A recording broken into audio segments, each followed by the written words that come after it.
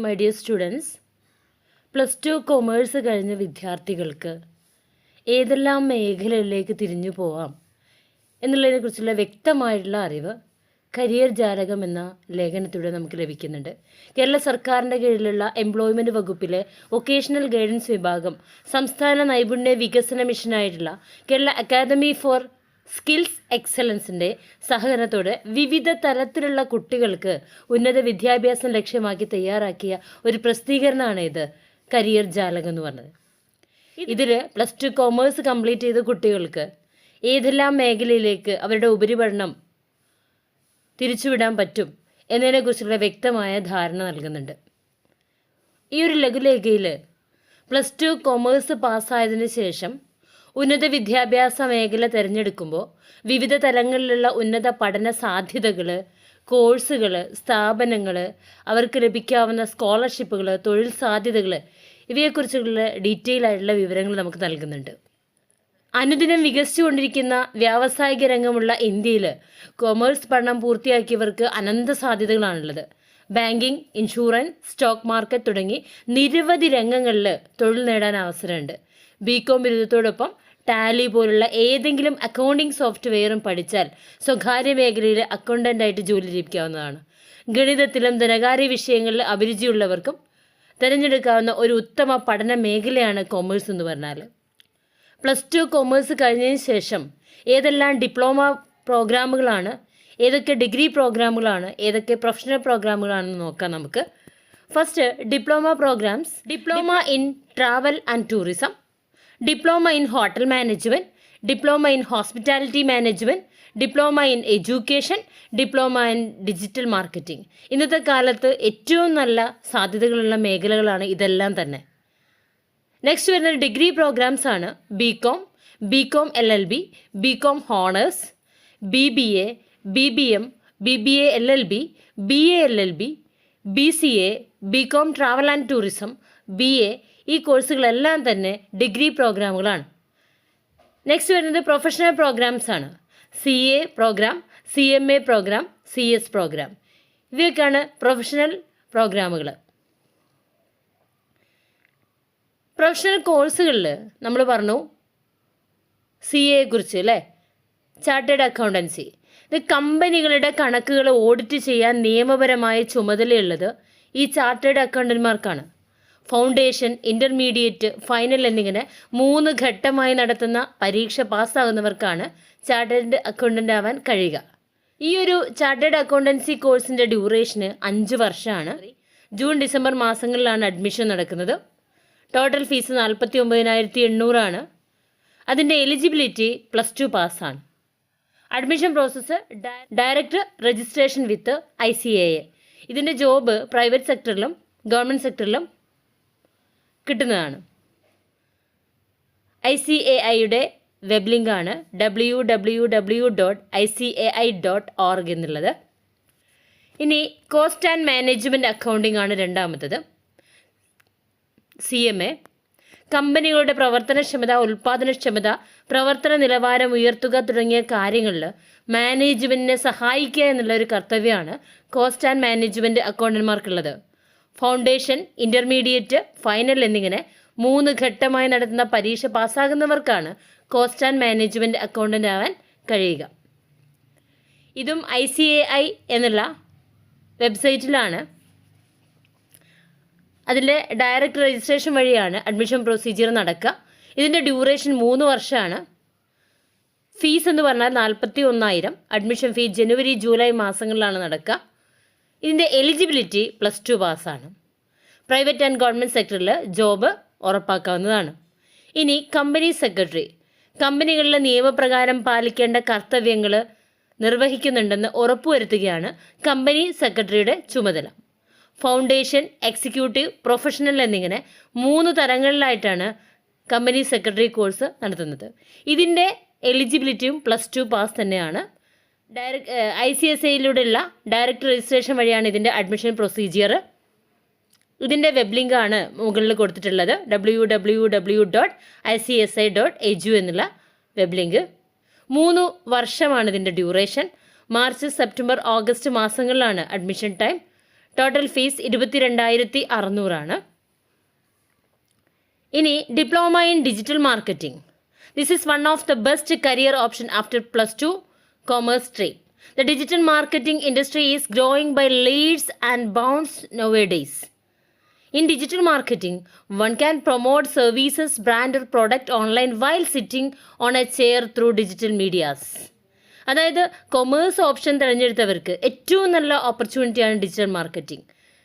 അതായത് ഓരോ എൻ്റർപ്രനറും ഒരു സംരംഭകന് അദ്ദേഹത്തിൻ്റെ പ്രോഡക്റ്റിന് ഏതൊക്കെ തരത്തിൽ അതിൻ്റെ ആരാണോ അതിൻ്റെ ദാതാവ് അവരിലേക്ക് കൃത്യമായിട്ട് എത്തിക്കാനുള്ള ഏറ്റവും നല്ല സോഴ്സാണ് ഡിജിറ്റൽ മാർക്കറ്റിംഗ്. ഇന്നത്തെ സോഷ്യൽ മീഡിയാസ് ഉപയോഗിച്ചുകൊണ്ട്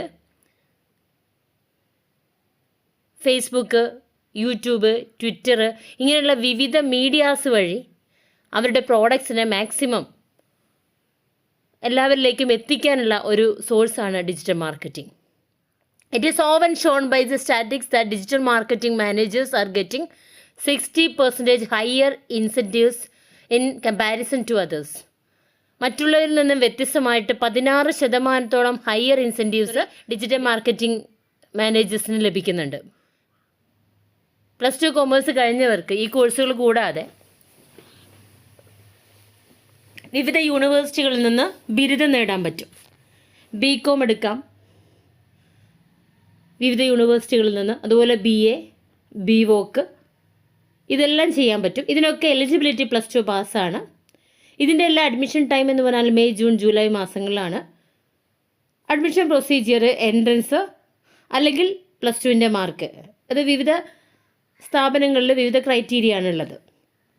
ഇനി സർട്ടിഫിക്കറ്റ് കോഴ്സസ് നമ്മുടെ സംസ്ഥാനത്തും പുറത്തുമുള്ള വിവിധ കോളേജുകളും സ്വകാര്യ സ്ഥാപനങ്ങളും അക്കൗണ്ടൻസിയുമായി ബന്ധപ്പെട്ട സർട്ടിഫിക്കറ്റ് കോഴ്സുകൾ നടത്തുന്നുണ്ട്. കേരളത്തിൽ MG സർവകലാശാലയിൽ അഫിലിയേറ്റഡ് ചെയ്തിട്ടുള്ള Vidyapura school of management studies financial അക്കൗണ്ടിങ്ങിൽ സർട്ടിഫിക്കറ്റ് കോഴ്സ് നടത്തുന്നുണ്ട്. യൂഡമി പോലുള്ള സ്ഥാപനങ്ങൾ അക്കൗണ്ടൻസിയുമായി ബന്ധപ്പെട്ട് ഓൺലൈൻ കോഴ്സുകൾ നടത്തുന്നുണ്ട്. Financial accounting, business accountant, computer accountant തുടങ്ങിയ നിരവധി പേരുകളിലാണ് ഈ കോഴ്സുകൾ നടത്തുന്നത്. ഈ കോഴ്സ് സ്വകാര്യ മേഖലയിൽ അക്കൗണ്ടൻറ്റ്, ക്ലർക്ക് തുടങ്ങിയ തൊഴിൽ നേടുന്നവർക്ക് സഹായിക്കുന്നതാണ്. കോഴ്സിൻ്റെ ദൈർഘ്യം 3 മാസം മുതൽ 6 മാസം വരെയാണ്. അത് വിവിധ സ്ഥാപനങ്ങളുടെ രീതികൾക്കനുസരിച്ച് ഇരിക്കും. ഇനി +2 കൊമേഴ്സ് കഴിഞ്ഞവർക്ക് ചെയ്യാവുന്ന സ്പെഷ്യലൈസ്ഡ് കോഴ്സസ് ഏതൊക്കെയാണെന്ന് നോക്കാം. സർട്ടിഫൈഡ് ഫൈനാൻഷ്യൽ പ്ലാനർ, ഇതൊരു സർട്ടിഫിക്കേഷനാണ്. FPSB നൽകുന്ന, അതായത് ഫൈനാൻഷ്യൽ പ്ലാനിംഗ് സ്റ്റാൻഡേർഡ് ബോർഡ് നൽകുന്ന ഒരു സർട്ടിഫിക്കേഷനാണിത്. ഫൈനാൻഷ്യൽ പ്ലാനിങ് ഒരു പ്രൊഫഷനായിട്ട് തിരഞ്ഞെടുക്കുന്ന, അതിനാഗ്രഹിക്കുന്നവർക്ക് വേണ്ടിയുള്ള ഒരു certification. CFP is organised internationally and considered the best of financial planning training, education and ethics to practice. CFB നല്ല രീതിയിലുള്ള ഒരു ഫൈനാൻഷ്യൽ പ്ലാനിങ്ങിൻ്റെ ട്രെയിനിങ് നൽകുന്നുണ്ട്. The job role of a certified financial planner CFB to assist individuals and companies preparing investment plan to ensure maximum returns. ഇവരുടെ role എന്താണെന്ന് വെച്ചാൽ, ഒരു CFP പ്ലാനറുടെ role എന്താണെന്ന് വെച്ചാൽ വ്യക്തികളെ അസിസ്റ്റ് ചെയ്യുക, കമ്പനികളിൽ അവരുടെ ഇൻവെസ്റ്റ്മെൻറ്റ് പ്ലാൻ എങ്ങനെ വേണം, മാക്സിമം റിട്ടേൺ ഉണ്ടാകുന്ന രീതിയിൽ എങ്ങനെ ഇൻവെസ്റ്റ് ചെയ്യണമെന്നതിനെക്കുറിച്ചുള്ള ഒരു കാര്യങ്ങളെക്കുറിച്ച് പറഞ്ഞു കൊടുക്കാനുള്ള ഒരു അസിസ്റ്റ് ചെയ്യുക എന്നുള്ളതാണ് ഈ CFP അഥവാ സർട്ടിഫൈഡ് ഫൈനാൻഷ്യൽ പ്ലാനറുടെ ഡ്യൂട്ടി എന്ന് പറഞ്ഞാൽ. ഇനി BA in arts visual performing. A career in arts, fine, visual, performing deals with the study of a wide variety of arts forms covered under 3 main headers. Fine arts ഉണ്ട്, visual arts ഉണ്ട്, performing arts ഉണ്ട്. ഈ മേഖലയിലൊക്കെ BA degree എടുക്കാൻ +2 commerce കഴിഞ്ഞവർക്ക് കഴിയും. Fine arts എന്ന് പറയുമ്പോൾ aesthetic value and beauty,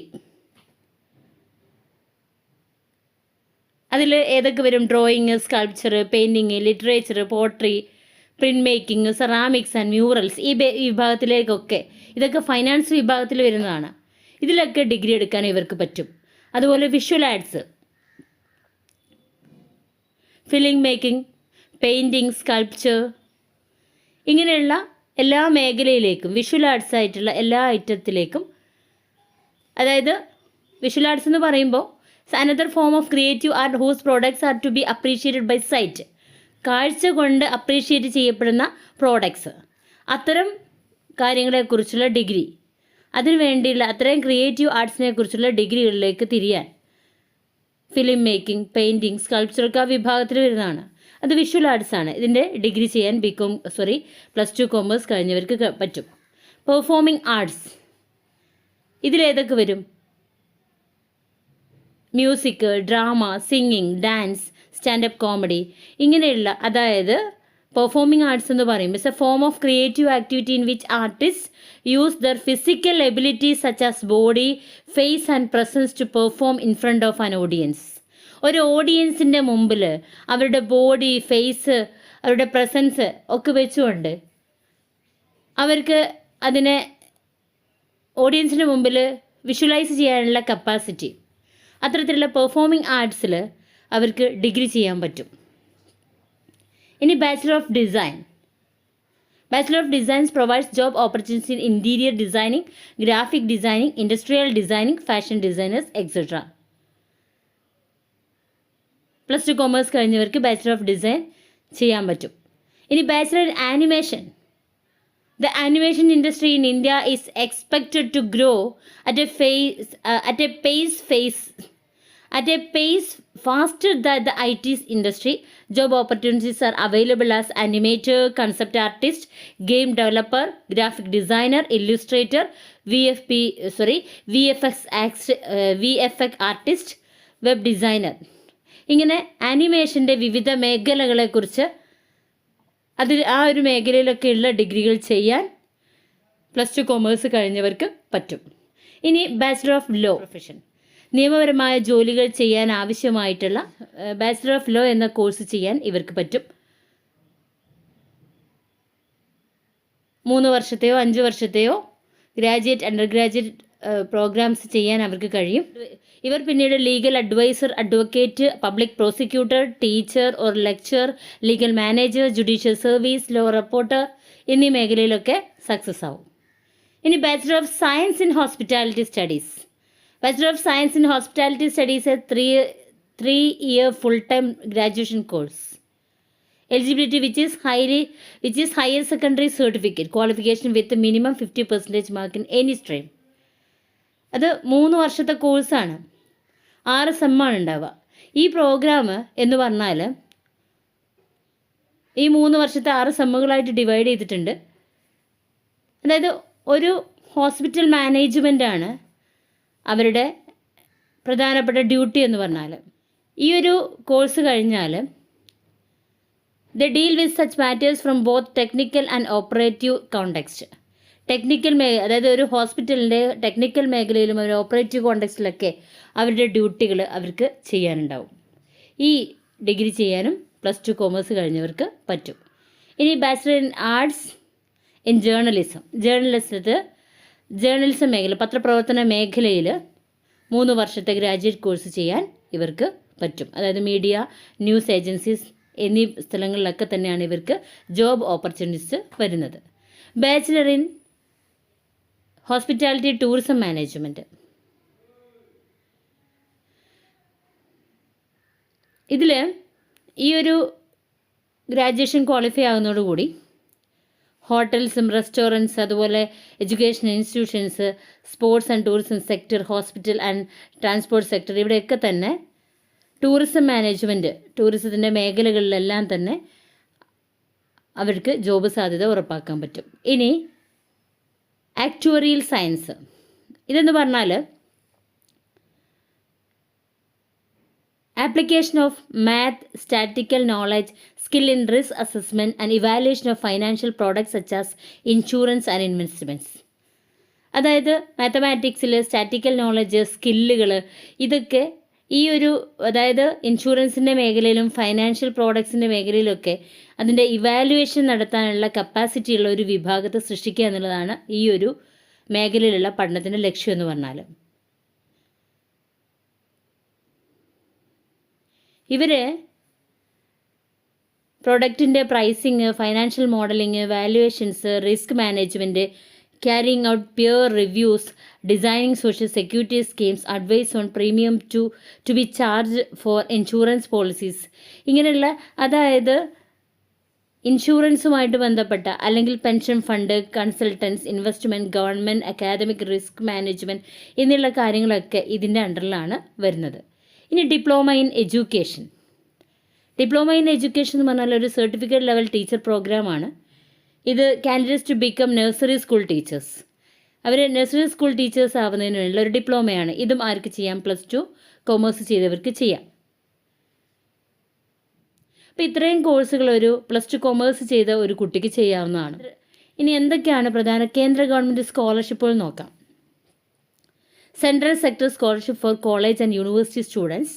+2 മികച്ച വിജയം നേടിയ 8 ലക്ഷത്തിൽ താഴെ വാർഷിക വരുമാനമുള്ള അംഗീകൃത സ്ഥാപനങ്ങളിലെ ബിരുദ പ്രൊഫഷണൽ കോഴ്സുകൾക്ക് പഠിക്കുന്ന വിദ്യാർത്ഥികൾക്ക് മാനവ വിഭവശേഷി വകുപ്പ് നൽകുന്ന പ്രതിവർഷം 10,000 രൂപ ലഭിക്കുന്ന സ്കോളർഷിപ്പാണ് central sector scholarship for college and university students എന്നുള്ളത്.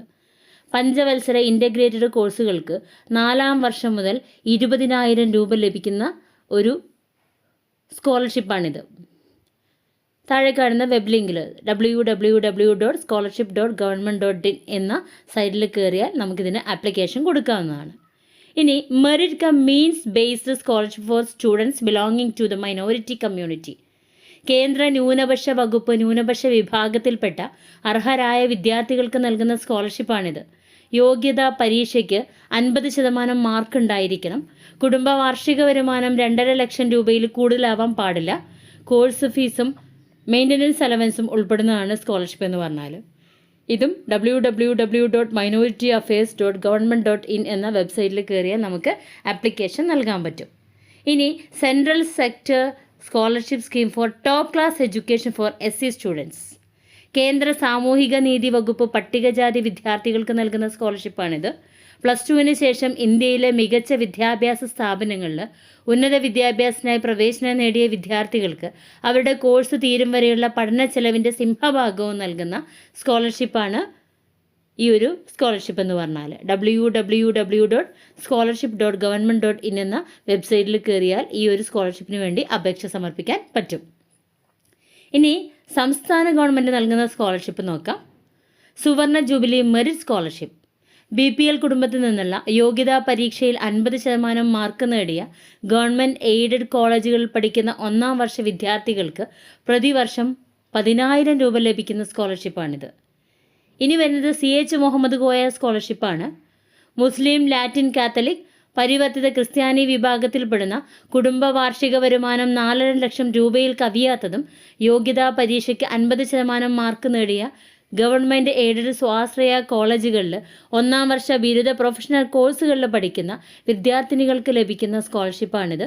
പ്രതിവർഷം 5,000 മുതൽ 13,000 വരെയാണ് ആ ഒരു സ്കോളർഷിപ്പ് ലഭിക്കുക എന്നുള്ളത്. ഇനി post metric scholarship four minorities.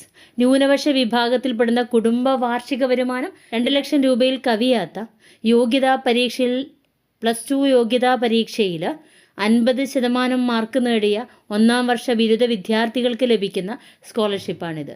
Admission ഫീസും കൊമേഴ്സ് ട്യൂഷൻ ഫീസും മെയിൻ്റനൻസ് അലവൻസുമാണ് സ്കോളർഷിപ്പായിട്ട് അവർക്ക് ലഭിക്കുന്നത്. ഇനി പിന്നോക്ക വികസന കോർപ്പറേഷൻ സ്കോളർഷിപ്പ്. +2 പരീക്ഷയ്ക്ക് എല്ലാ വിഷയങ്ങൾക്കും A+ നേടിയ പിന്നോക്ക വിഭാഗത്തിൽപ്പെട്ട വിദ്യാർത്ഥികൾക്ക് കേരള സംസ്ഥാന പിന്നോക്ക വിഭാഗ വികസന കോർപ്പറേഷൻ വിദ്യാഭ്യാസ പ്രോത്സാഹന പദ്ധതിയുടെ ഭാഗമായി സ്കോളർഷിപ്പ് നൽകുന്നുണ്ട്. ഒറ്റത്തവണയായി 5,000 രൂപയാണ് സ്കോളർഷിപ്പ്. അപേക്ഷകരുടെ കുടുംബ വാർഷിക വരുമാനം 1,20,000 രൂപയിൽ കവിയരുത് എന്നുള്ളതാണ് ഒരു നിബന്ധനയുള്ളത്. www.kcbcdc.com എന്നുള്ള വെബ്സൈറ്റിൽ നമുക്ക് അപേക്ഷിക്കാൻ പറ്റും. KPCR educational assistance to socially and educationally backward communities.